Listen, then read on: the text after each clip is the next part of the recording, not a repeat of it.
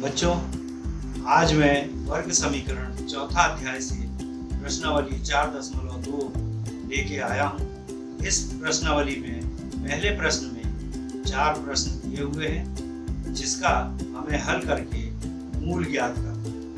तो यहाँ पे गुणनखंड विधि से हमें निम्न द्विघात समीकरण के मूल ज्ञात करना है। तो हमारे पास में ये द्विघात समीकरण ये है। द्विघात वर्ग समीकरण दोनों एक ही है, तो ये हमारे पास में वर्ग समीकरण है। इसका हमें गुणनखंड विधि से इसको हल करना है और मूल इसके ज्ञात करना। मूल ज्ञात करने के लिए हमारे पास में एक आदर्श समीकरण पहले था।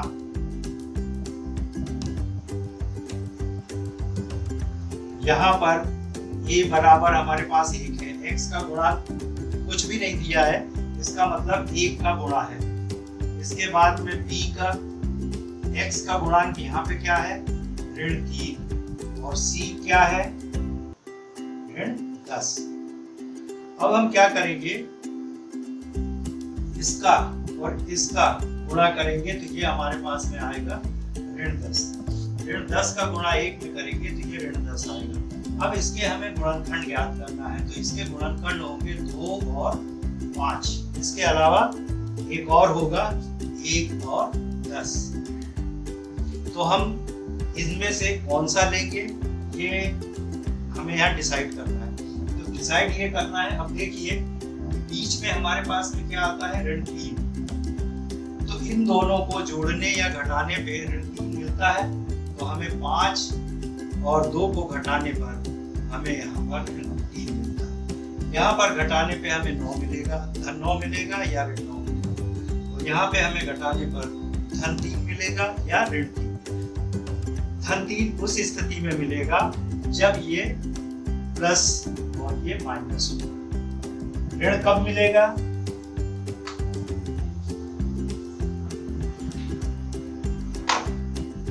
जब ये ऋण होगा और ये धन होगा।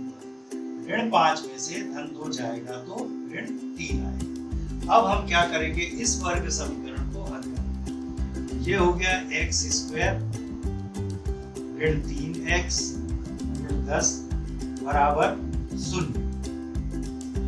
अब इसकी जगह पे हम क्या लिखेंगे, ये लिखेंगे x² धन 2x, x के साथ लिखना तब आएगा ये। फिर उसके बाद में ऋण 5x ऋण 10 बराबर 0।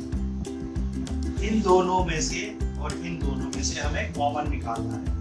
यहाँ से हमें कॉमन क्या निकला, x निकला तो क्या बचा यहाँ x, और यहाँ 2x में से x निकला तो क्या बचा 2।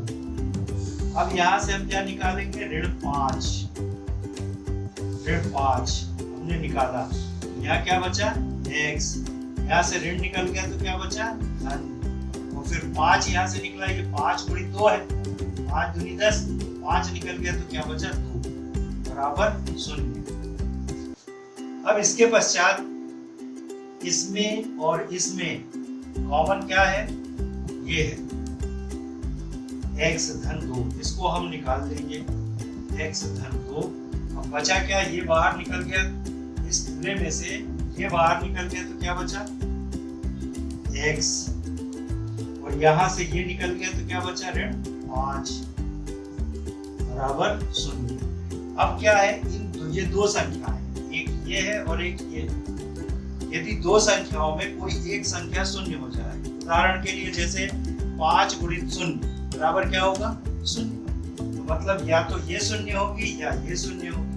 तो हम लिखते हैं x + 2 बराबर 0, और यहाँ लिखेंगे x ऋण 5 बराबर 0।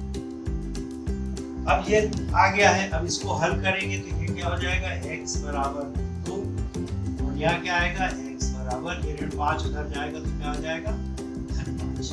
तो मूल क्या आएंगे,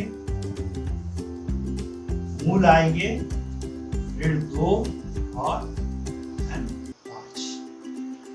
ये गुणनखंड विधि से इस प्रकार से हमें इसको हल करना है। तो यहाँ आगे और भी प्रश्न है, उन प्रश्नों को हल कीजिए। जहाँ कोई दिक्कत जाए कमेंट्स बॉक्स में जरूर लिखें कि कहाँ पे परेशानी है, मैं आपको एक शंकाओं का समाधान।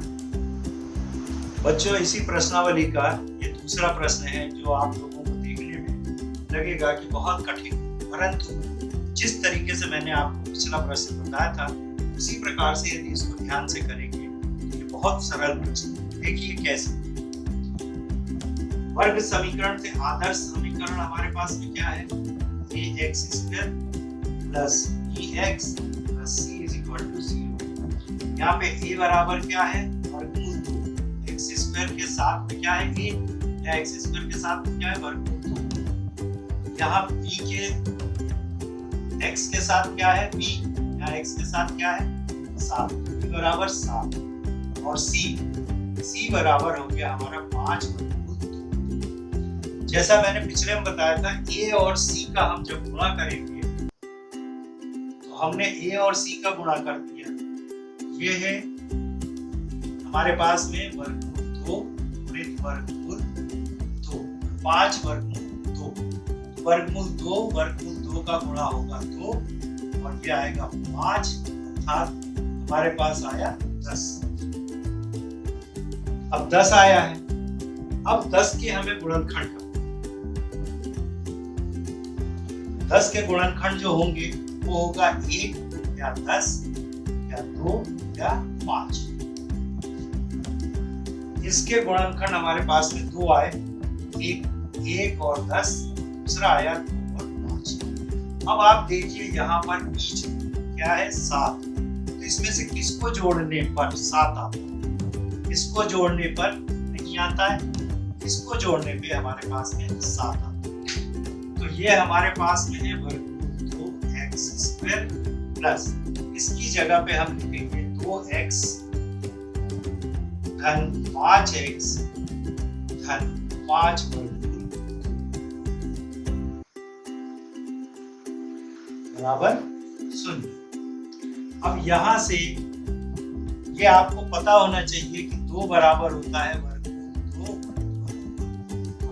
2 का गुणा करेंगे तो 2 आता है। यहाँ से हम वर्गमूल 2 निकालेंगे कॉमन, क्या आया वर्गमूल 2x कॉमन निकलेगा, यहाँ से वर्गमूल 2 निकलेगा यहाँ से, और यहाँ से x, यहाँ क्या बचेगा x, यहाँ क्या बचेगा धन वर्गमूल 2,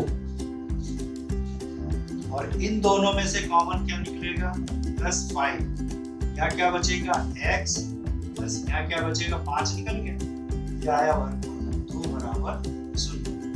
ये और ये दोनों कॉमन है, तो हमने पहले लिख लिया इसको कॉमन के रूप में, क्या आ गया। अब इसको हटा देंगे तो बचा क्या,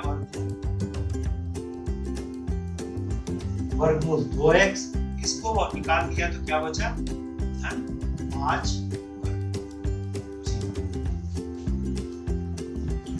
जैसा कि मैंने पहले बताया कि यदि दो संख्याओं का गुणा 0 आता है, ये संख्या या तो 0 होगी या फिर ये संख्या 0। तो हम सबसे पहले इसको 0 मान लेते हैं, x धन वर्गमूल 2 बराबर 0, या वर्गमूल 2x धन 5 बराबर 0। तो x वर्गमूल 2 को उस तरफ ले जाएंगे तो ऋण वर्गमूल 2, और यहाँ पर वर्गमूल 2x बराबर है 5 और x बराबर आ जाएगा 5।